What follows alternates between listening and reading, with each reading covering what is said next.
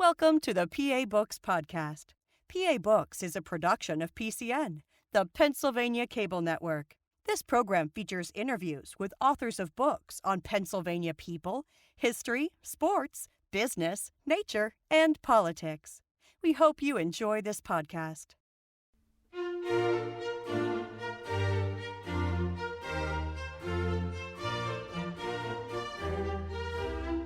This week on PA Books, Joshua Lynn, author of Preserving the White Man's Republic. Joshua Lynn is the author of the book Preserving the White Man's Republic, Jacksonian Democracy, Race, and the Transformation of American Conservatism. Now, in the title, you use the terms White Man's Republic and Jacksonian Democracy. What kind of political beliefs are we talking about there? Using the term white man's republic, I'm referring to a very specific idea of a political order that existed in the early 19th century United States as envisioned specifically by the members of the Democratic Party, the followers of Andrew Jackson. And not only was it a political order and an idea of how government should function, but it was a political order that was tied to a very specific conception of a cultural order and a social order and specific ideas about race and gender and the household and the family.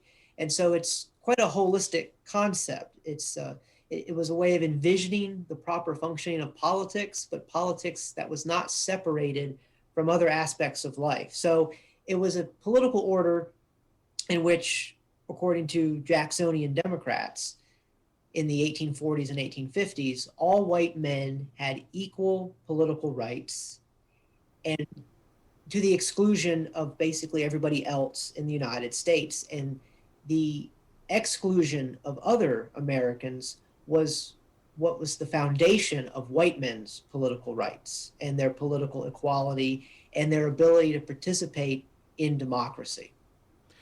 Now, it's called Jacksonian Democracy.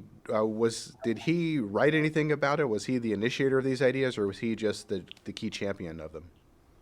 He was champion and initiator. He never wrote any sophisticated treatise.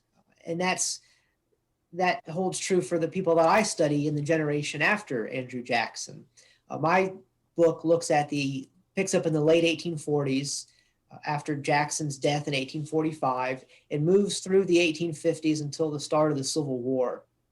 And this was still the party that Jackson had helped to create, and they still believed in the set of ideas that Jackson had popularized and had spread through his political writings, his presidential messages, his speeches. But in terms of a treatise, Jackson never gave us a disquisition on Jacksonian democracy. Now, this period that you talk about included presidents like Franklin Pierce and James Buchanan. How did they, were they pretty consistent in terms of their policies maintaining its connection to Jacksonian democracy, or did they vary some? Right. So this is the period of the lackluster presidents, and this period of the Democratic Party's history tends to receive less attention from scholars than the sort of golden age of Jacksonian democracy in the 1830s, 1820s, 1830s, 1840s, when the party was led by Jackson himself and his more immediate allies like Martin Van Buren. And so the presidents of the 1850s, like you mentioned, Franklin Pierce, James Buchanan, really tend to pale in comparison. They're usually ranked as some of the worst presidents in American history. And yet they were consummate Jacksonians, I argue. Now, scholars disagree here. And a lot of scholars interpret the 1850s Democratic Party as having fallen away from Andrew Jackson and the ideas of Jacksonian democracy.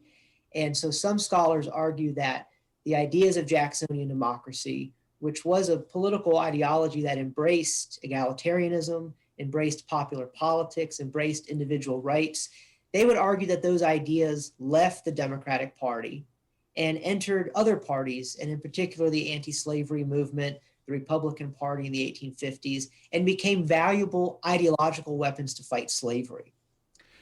so that what remained in the Democratic Party was no longer real Jacksonianism, and it was pro-Southern, pro-slavery, non-ideological, unprincipled, led by leaders like Franklin Pierce, James Buchanan, Northern presidents who seemed to be very pro-Southern. But what I argue instead is that the Democratic Party in the 1850s is still Jackson's party.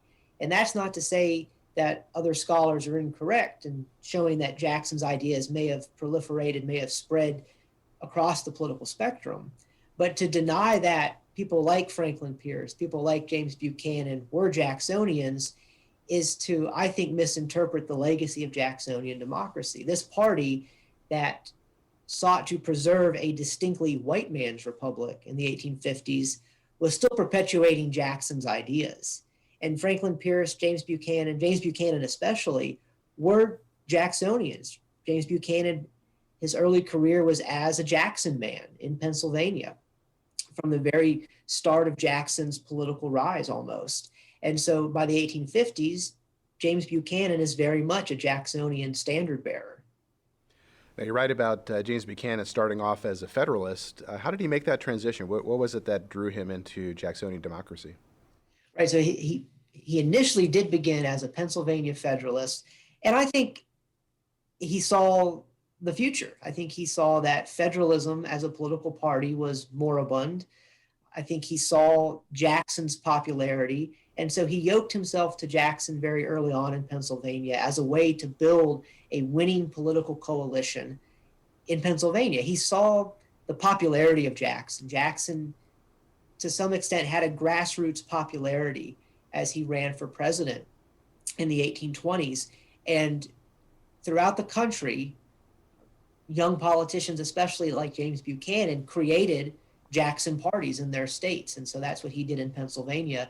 And so when Buchanan ran for president in 1856, he had undeniable Jacksonian credentials, and those credentials were popularized in his campaign material, even though Andrew Jackson never actually liked James Buchanan. Jackson was annoyed by him, didn't trust him. Buchanan was quite a crafty political operator, not the most trustworthy fellow, and Jackson detected that. Now, for many years, the opponents of Jacksonian Democrats were the Whig Party. How did the ideologies differ? So in the 1830s, 1840s, this classic era of what historians call the second party system, the Whigs and the Democrats faced off and had very distinct visions. This was a very ideologically charged age of American politics. And they disagreed on all sorts of things, disagreed on economic policy, disagreed on all sorts of practical measures, and they disagreed sometimes, and the parties differed sometimes in terms of their demographic makeup. But really, the key differences were ideological, were principled differences, with Whigs emphasizing more of a market economy, embracing what they would have called progress, this new emerging capitalistic market economy in the United States, and using the state government apparatus to further economic development and for purposes of the collective good, more uses of an energetic state. Whereas Democrats were a little bit more wary of a new market economy, which they saw as potentially taking away white men's independence, especially small farmers, small shopkeepers, artisans. And they were also much more wary about an interventionist state being used to further economic development. They feared that the state could step in and, in today's terms, pick winners. Favor corporations, favor one group of investors, favor one canal company over another. And so in the 1830s and 1840s, these ideological differences over state power, the rights of individuals, the proper way of leading development and maintaining social order really played out in policymaking regarding economic issues to a large extent. This shifts dramatically in the 1850s when the Whig Party dissolves. By the mid-1850s, the Whig Party has ceased to exist.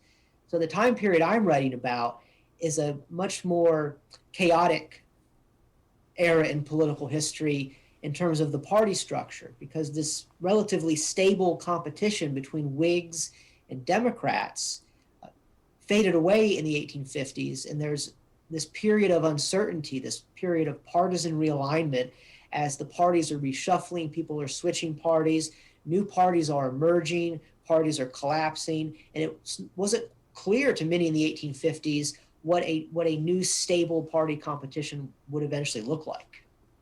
Now, in the late 1840s, President James Polk led the United States into a war with Mexico that would result in the significant territorial expansion.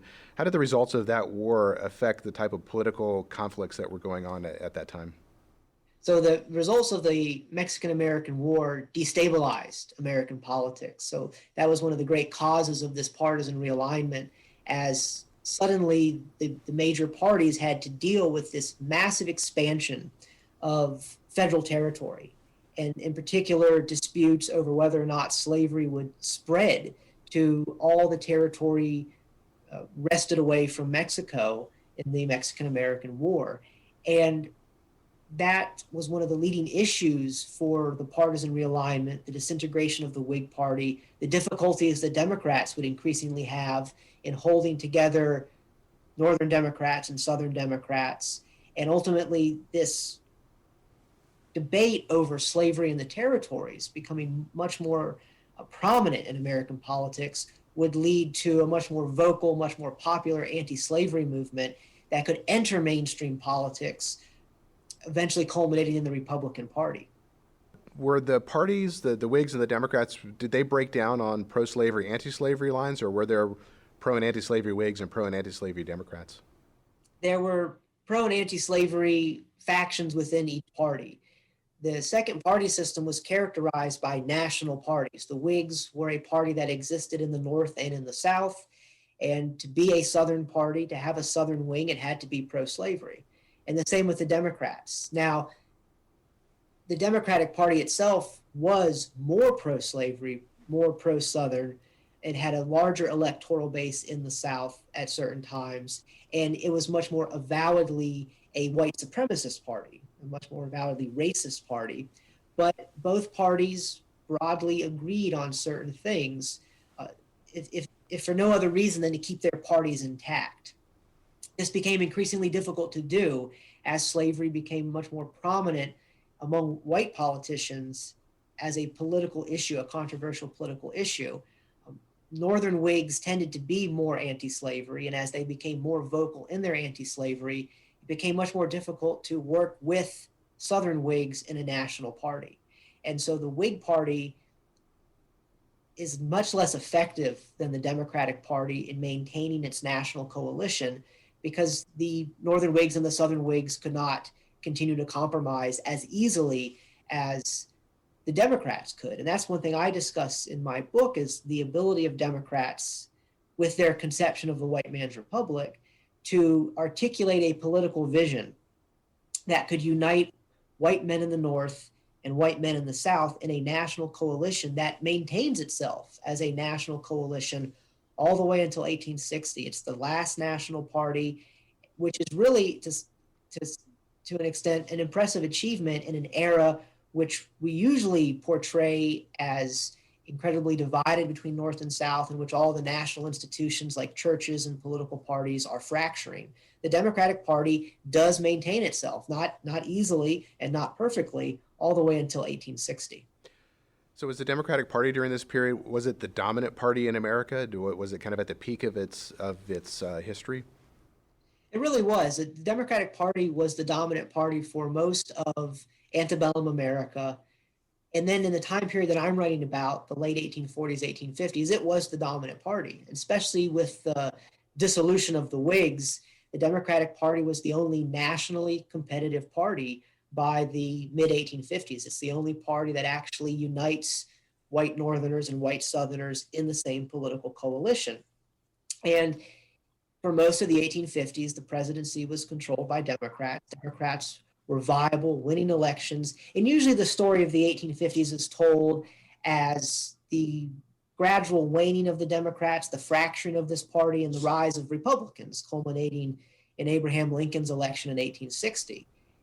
And yet that somewhat ignores the real vitality of the Democrats as as once again a national party, able to unite Northerners and Southerners, not and not for any sort of crass reasons, opportunistic reasons, but out of shared conviction. So Republicans are usually considered a party of principle, a party of conviction, and the Democrats were too. It's just those convictions and those principles are a lot less appealing to modern sensibilities. Now, you say in the book that in this period, right about the late 1840s and 1850s, that the Democrats reinvented themselves as conservatives. Why did they feel the need to do that? So this is one of the pretty much the big argument of the book, that prior to this era, the Democratic Party had been considered usually the more progressive or radical party. And if anybody was to claim the mantle of conservatism in the 1820s, 1830s, it would have been the Whigs. The Whigs were a party that was more skeptical of majoritarian democracy, more skeptical of popular politics, more skeptical of the people actually governing themselves in a real substantive way, more skeptical of enlarging popular participation and ideas of individual rights. Whereas the Jacksonian Democrats really championed this idea of progressively expanding the polity, albeit with very hard limits, meaning those limits would stop at white men. So Jacksonian Democrats articulated a very expansive notion of democracy for white men, that in which white men governed themselves, drafted their own constitutions, participated in electoral democracy, and created popular politics and worked through a popular political party to mobilize themselves, to try to actually achieve some sort of substantive role in day-to-day governance. Jacksonian Democrats also believed in the liberal ideas of individual natural rights, once again exclusively for white men. And Whigs tended to be more skeptical of some of these ideas. These were seen as quite radical ideas, and especially when compared with European politics.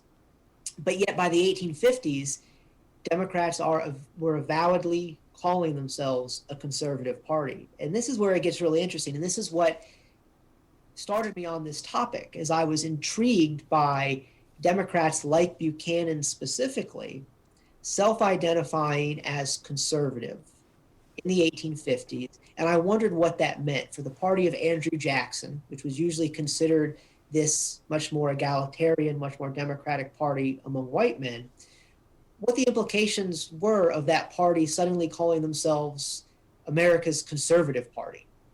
I thought perhaps this was because they were changing their ideas. They were changing their ideas to more traditionally conservative ideas, maybe becoming more skeptical of democracy, maybe becoming more skeptical of ideas of individualism and individual rights. And what I found was that the ideas were not changing, just the name given to them was changing. So Democrats were self-identifying as conservative without actually changing their Jacksonian principles.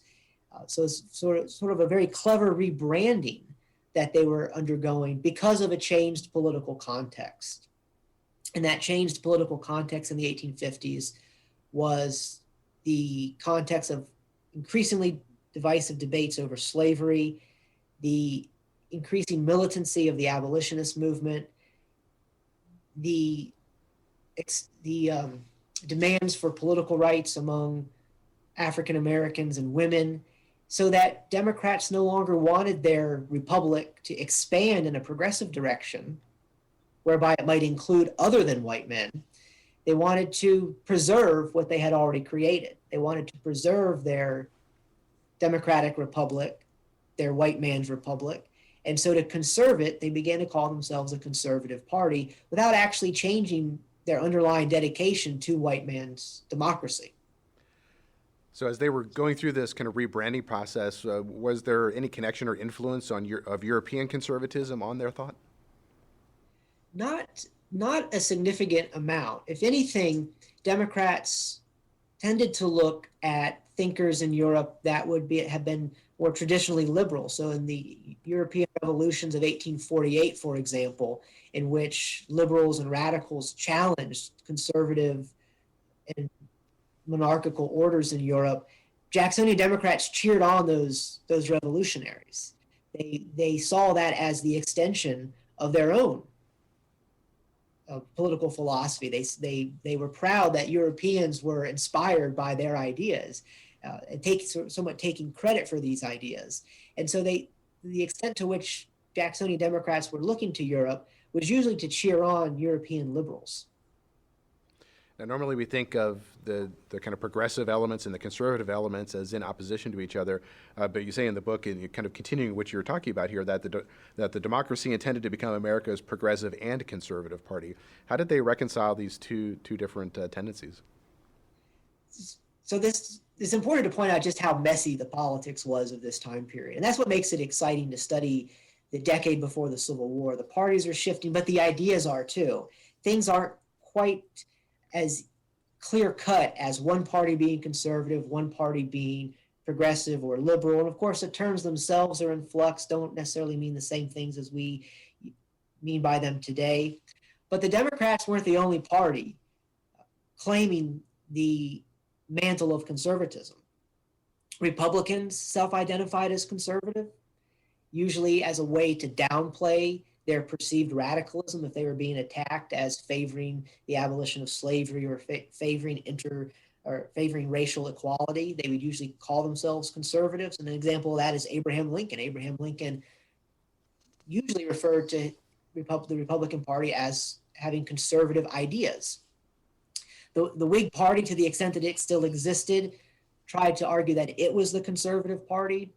Another party emerged in the 1850s, the Know Nothing Party, this anti-immigrant, anti-Catholic party. They argued that they were the conservative party. So a lot of mainstream political parties were making a play for that label because it had cachet, somewhat like today. We look at political actors on the right in the United States, and it's usually a competition over who's more conservative, trying to outdo one another as who is more conservative. In this era, there was competition to claim that term, not to run to the right of each other, but because conservatism was seen as usually as a moderate, middle of the road position. In this era of division between North and South, this era of division over slavery and other political issues, the viable party was the party that could make a play for sort of conservative middle ground. And so all parties tried to do that. And the Democrats were doing it. They were self-identifying as conservative on a very pragmatic level because that term had weight among the electorate. But once again, they were not abandoning their actual dedication to democracy, which especially at this time was not always considered a conservative idea. It was considered a destabilizing force, majoritarian democracy. So the Democratic Party maintains itself as a party of majoritarian electoral democracy and actually begins to promise, in fact, that their ideas of democracy will lead to the conservation of social order, prevent civil war, prevent unrest. Now, you say in the book that the Jacksonian Republic rested on an uncompromising correlation whereby white male mastery and political legitimacy stemmed from others' marginalization.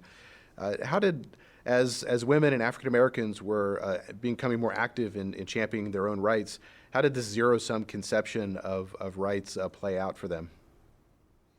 So Democrats were emphatic about this zero-sum conception that the extension of rights to anybody other than white men would actually lead to a diminishing of white men's rights. It was a very hard correlation here because white men's rights were envisioned as natural.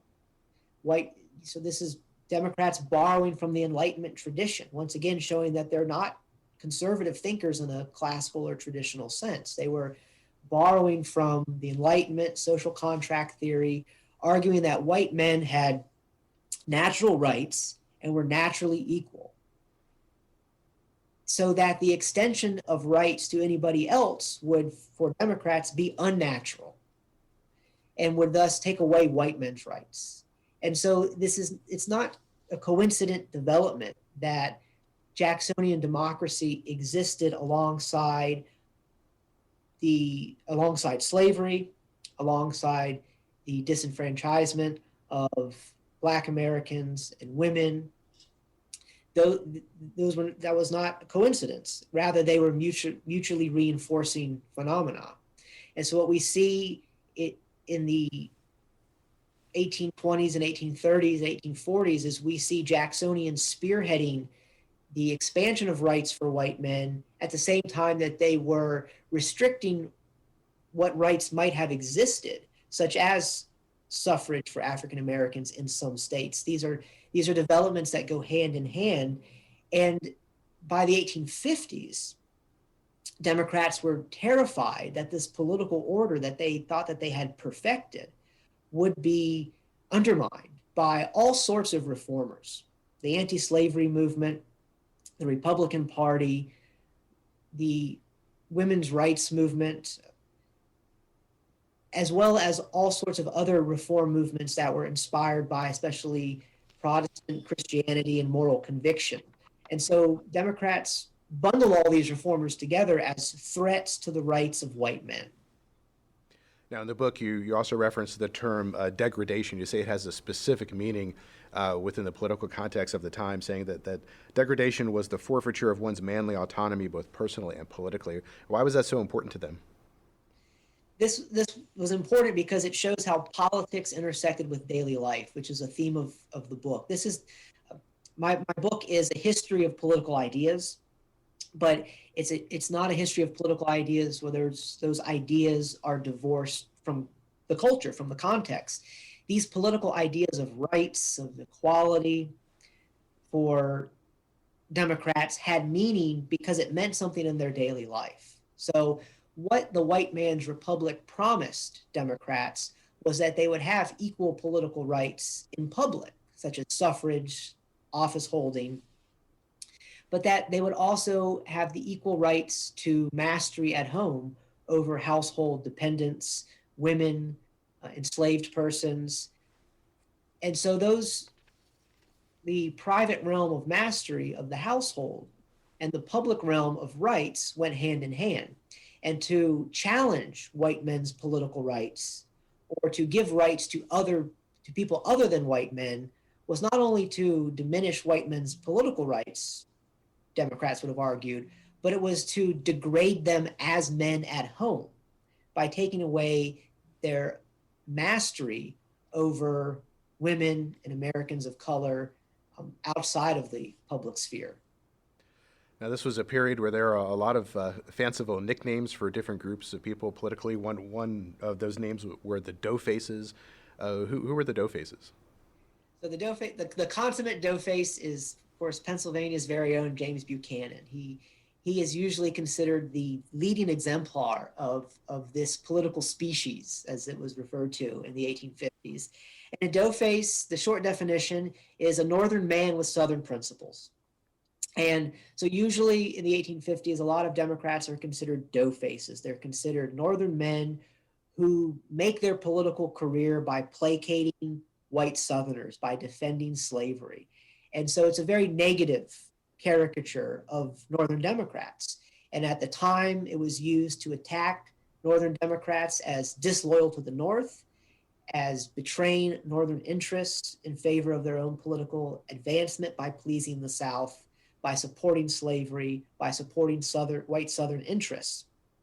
And there's a historical argument, too, that goes with that. If the Northern Democratic Party is conceptualized as a party of dough faces, it makes it sound like it's a party of men lacking principle and lacking popular support. It's Northern office holders who need Southerners to stay in power because they can't actually win elections in the North. And so it's a way of arguing that the Democratic Party was not a truly vibrant national party. Instead, it was a party of weak Northern placeholders like Buchanan and white Southerners. And so the other half of that equation would be dough faces in the North and the slave power in the South, white Southerners controlling, dictating to these Northern dough faces, the slave power driving these Northern dough faces as if dough faces were themselves slaves to white Southerners. And that's usually how dough faces were portrayed by their enemies. They were people who were enslaved to Southern politicians. And that was an argument that existed at the time. And it's an argument that has endured in scholarship. Scholarly portrayals of the 1850s Democratic Party typically tend to portray it as a party of dough faces and the slave power. And so what I'm doing in this book is challenging that idea that men like Buchanan were just self-interested opportunists who would do anything to win office, and to do that would please the South any way that they could. Instead, I argue that no, this was a national party with nationally shared values. It was a nationally popular party, and that these ideas of preserving white men's mastery at home and white men's political power in public was a vibrant ideology which could unite white men in the North and white men in the South. And that even though the Democratic Party was pro-slavery, was pro-Southern, it was not exclusively pro-slavery or pro-Southern. It also offered ideas, it also offered substance to Northern white men as well. Now, this was also a period of increasing immigration from Ireland and the various German states. How did the democracy respond to an influx of immigrants? This really gets to the question of what Democrats could offer white men nationwide. Democrats in the 1850s were the champion of immigrants, and in particular, Irish Catholics and the immigrants from the German states. So the Democratic Party is not only a champion of white immigrants, but it's also the champion of America's Catholic minority. There was a challenge to the rights of immigrants and Catholics. We mentioned earlier the Know Nothing Party, which emerges in the mid-1850s as the Whig Party collapsed. And for a while, the Know Nothing Party made a play to become the next major political party to offer opposition to the Democrats. And this was a party that was anti-immigrant and anti-Catholic. And Democrats responded forcefully with the defense of the rights of immigrants and Catholics, the rights to naturalization, the rights for immigrants, even unnaturalized immigrants, to have political rights like voting, and the rights of Catholics to have the political rights like office holding, to not be barred from serving in government, and to have religious freedom. And so you have this really interesting phenomenon in the 1850s where the Democratic Party is an avowedly white supremacist party, virulently racist. Their political rhetoric is disgusting. And yet they're also passionately dedicated to religious freedom, freedom of conscience, and the rights of white immigrants. And this sounds jarring to us in the present, that one party could articulate two ideas which today would not go together in a political party. But for them, it made sense. For them, there was an ideological consistency to this, because this was a party that was promising to be the protector, the preserver of white men's rights. And white men's rights included the right to own other people, it included the right to worship freely, and it included the right to hold office, have political rights, regardless of country of origin, according to Democrats. So they're able to offer something to everybody. And so they're able to create a coalition where Southern Democrats are some of the most passionate defenders of the rights of immigrants and Catholics, even though most immigrants and Catholics were in northern states. And Northern Democrats become defenders of racial hierarchy and white Southerners' rights to slavery. So they're able to create this coalition where they're all watching out for each other's rights. How did you come across this topic? What was it that drew you in? To a large extent, it was James Buchanan. I was doing some research on James Buchanan as what I thought was an intriguing political figure who has not received a lot of attention. And I thought maybe there was something worth re-examining there. And I was interested in him as a interesting political character. As a bachelor president, I was curious how that manifested itself in the politics of the time. And in reading his writings, he referred to himself as a conservative, his party as the Conservative Party. And I became very curious what that could possibly mean in this time period. And right now, among historians, conservatism throughout American history is a very ripe topic of research. There's, in the past several decades, there has been a tremendous outpouring of scholarship on the history of conservatism in the United States, as historians have realized that it's been a much more powerful force in American history than it's usually given credit for. That this seemingly liberal consensus in the United States has often been challenged by a very vibrant conservative ideology and conservative political movement. And most of this scholarship has been about the 20th century conservatism. But we're seeing right now a much more recent phenomenon of 19th century historians looking at conservatism as well and realizing that there was something similar going on with conservatism as a powerful force in antebellum America and in the Civil War era. And so my questions are very much in line with this really important field of research right now. How do you research a topic like this? Are you going through archives of newspapers, or books, letters, or how did you proceed?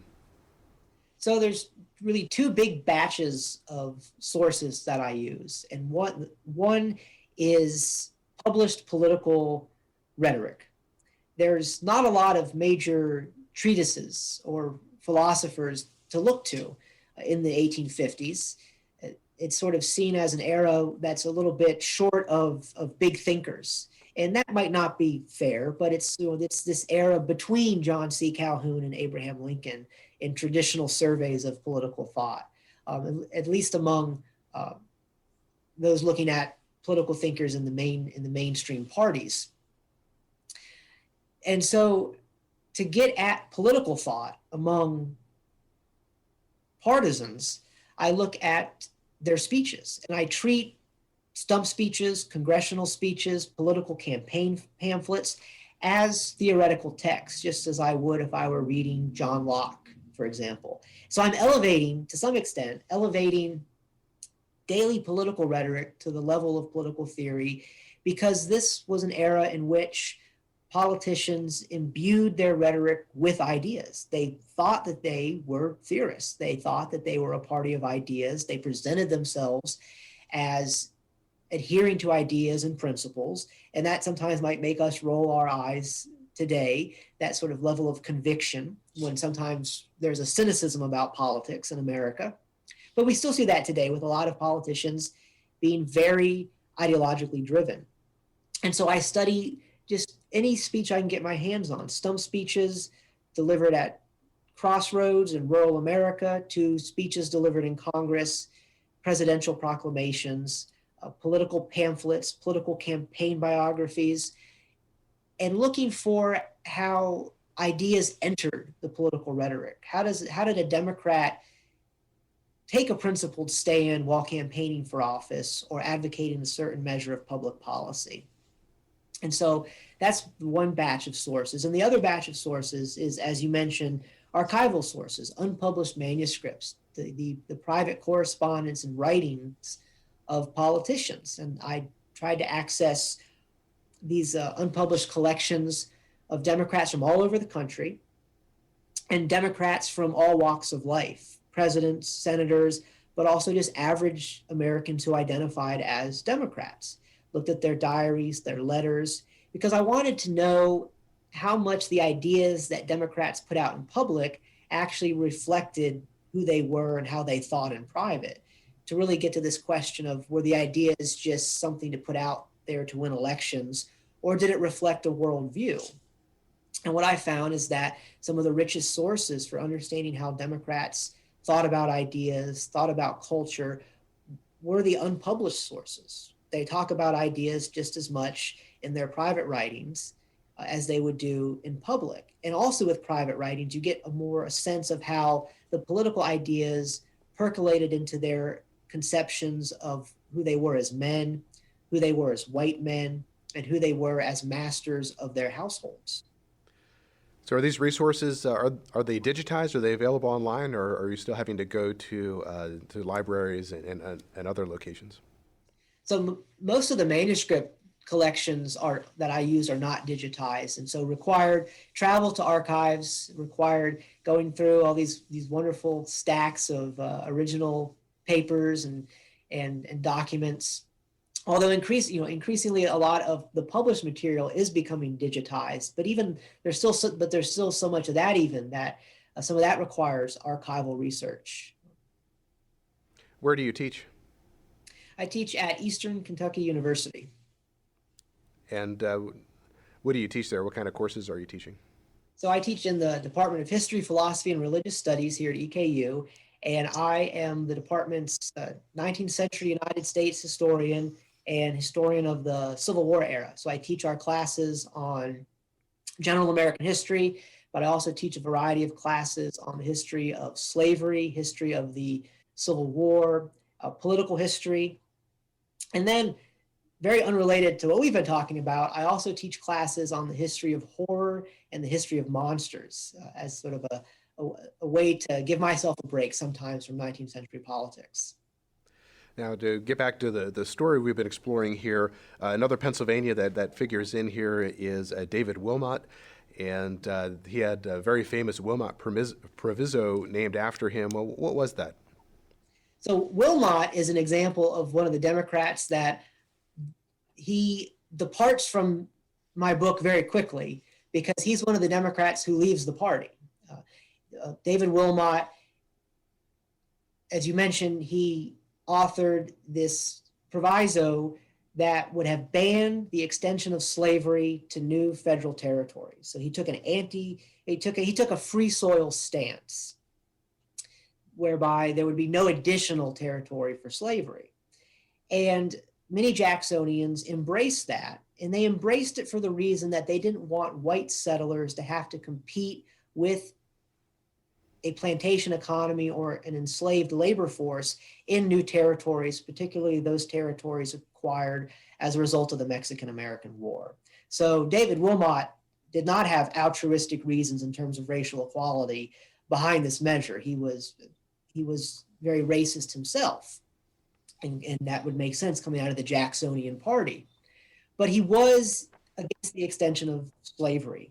And those types of Democrats who felt very strongly about that, who took that free soil position, and then some Democrats who also were much more avowedly anti-slavery, and even some who were not as white supremacists, these are the Democrats who would have left the Democratic Party beginning in the late 1840s, and especially accelerating throughout the 1850s. And David Wilmot did that. David Wilmot left the party, and eventually he found himself in the Republican Party as a much more comfortable home for him. And a lot of Democrats did that. And those are the Democrats who have received the most scholarly attention, with some really excellent work done on those Democrats who take Jacksonian ideas and use them for anti-slavery purposes. And so there's a really strong strain of Jacksonian anti-slavery ideas in the Republican Party. A lot of Republicans were like Lincoln, they were former Whigs, but plenty of Republicans were also former Democrats. And so David Wilmot appears at the very start of my book when he was still a Democrat, but then he fades away because I keep my focus on the Democrats who stayed in the party, those who have not received as much scholarly attention. Now, one of the key policy ideas that emerges during this time is popular sovereignty. What was that? So popular sovereignty was an alternative to what Wilmot proposed. Wilmot proposed that slavery be banned from the territories. Some white Southerners took the opposite hardline position and said that slavery must be allowed to expand and must be protected in its expansion to new territories.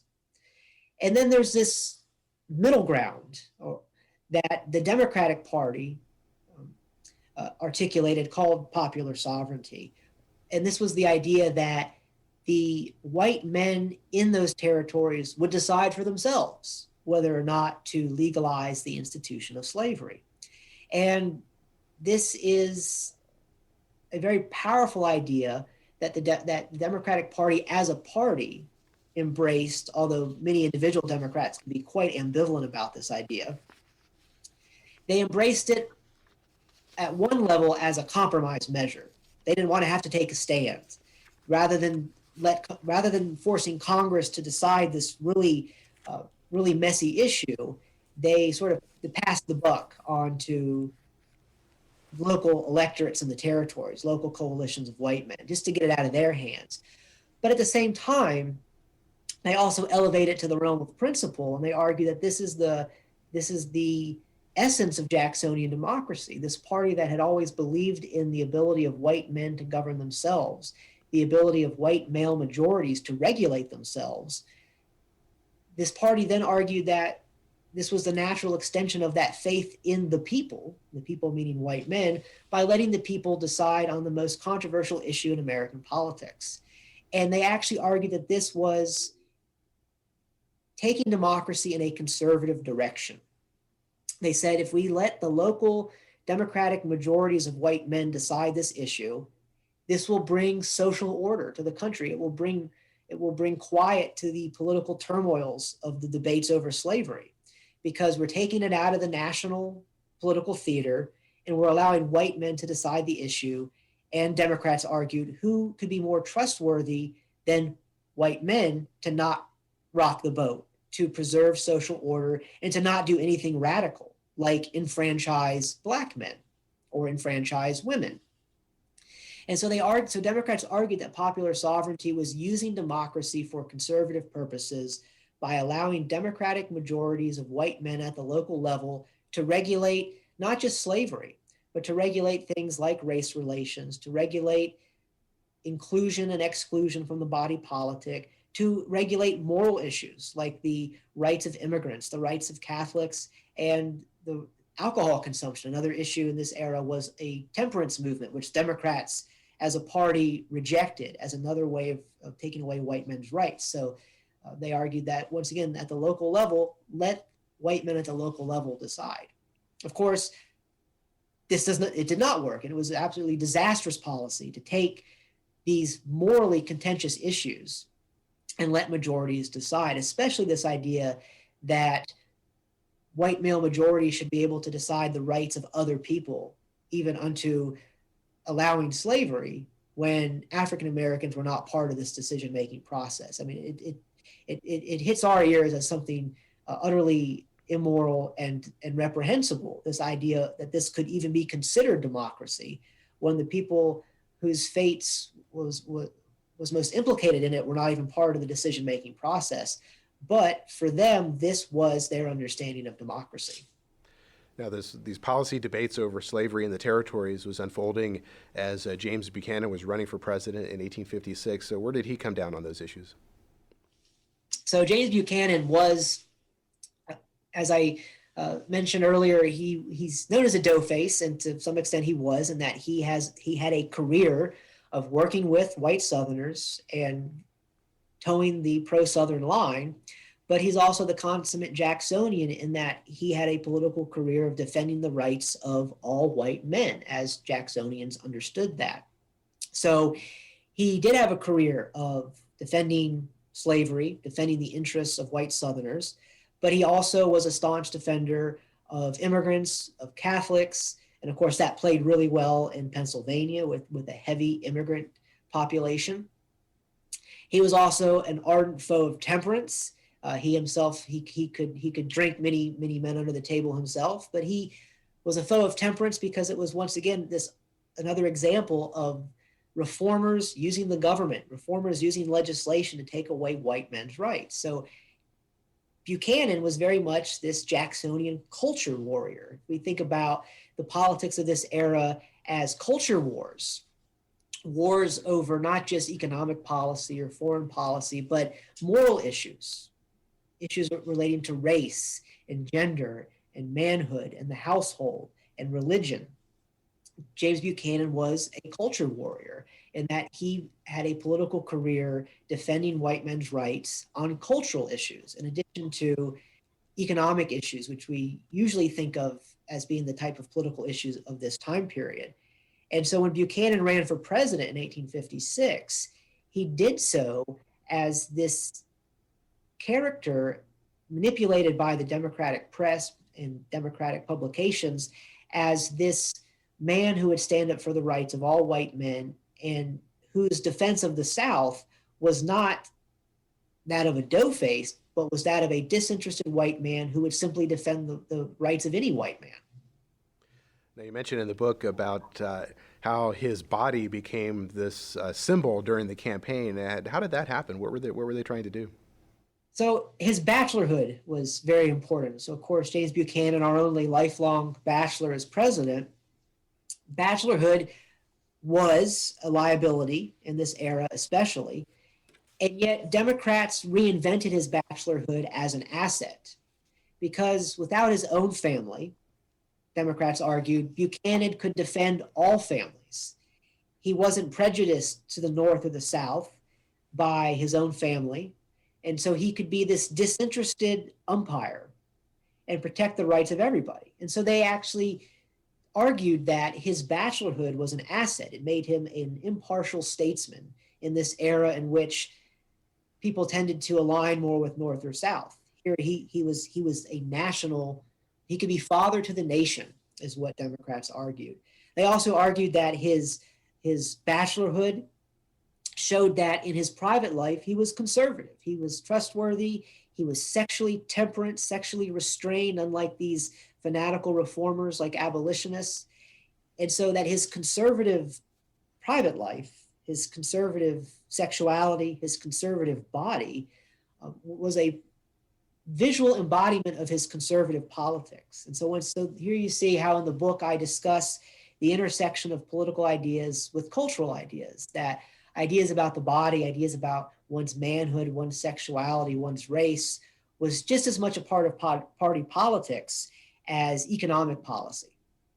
And so James Buchanan is just rhetorically manipulated by his party in really quite clever ways as this very masculine man, as this very conservative man, as this very safe national man, in contrast to the radicalism, the perceived radicalism of the Republican Party. Now, at the end of this era that you write about, of course, the Civil War comes along, and how did the Civil War and what came after affect the concepts and the ideology that you're writing about in the book? The story that I tell closes in 1860 with the prelude to the election of 1860, when the Democratic Party did finally split. In 1860, the Democratic Party could no longer reconcile Northern and Southern Democrats on a platform of popular sovereignty, especially as Southern Democrats realized that popular sovereignty could definitely be used to keep slavery out of the territories. And so Southern Democrats never wanted that to be the outcome of popular sovereignty. And the great failure of popular sovereignty is that when you buck the decision-making process off to the local level, that might work in the short term, but eventually that decision has to be made. Democracy has to render a verdict. As long as democracy is a process with no end, it could work. But once there has to be a verdict, it no longer can compromise both sides. So the party split in 1860 and split into a Northern and a Southern wing, which each nominated their own presidential candidate, both of whom, of course, lost to Abraham Lincoln. So the party, in the short term, fractured. And then, of course, the Civil War ruptured some of the alliances between Northern and Southern Democrats. But really, what is interesting is the ease with which the party rebuilt itself after the Civil War. Because a lot of the ideas that the party had had in the antebellum era were still useful to Democrats after the war, especially this hostility to an active federal government that would intervene in matters, especially regarding race relations, and a dedication to white supremacy. So it's really quite quickly that the party is able to bring itself back together and continue through the late 1800s to be an avowed party of white supremacy, but yet also still be a party that tended to be more favorable toward the rights of immigrants, at least among Northern Democrats. So some of those antebellum ideas endure. Well, Joshua Lynn is the author of the book Preserving the White Man's Republic, Jacksonian Democracy, Race, and the Transformation of American Conservatism. Thank you for joining me. Thank you very much for having me, Phil. You've been listening to a podcast of PA Books, a production of PCN, the Pennsylvania Cable Network. Full episodes of PA Books, as well as other PCN programs, are available to stream with the PCN app. Visit PCNTV.com or the App Store for details.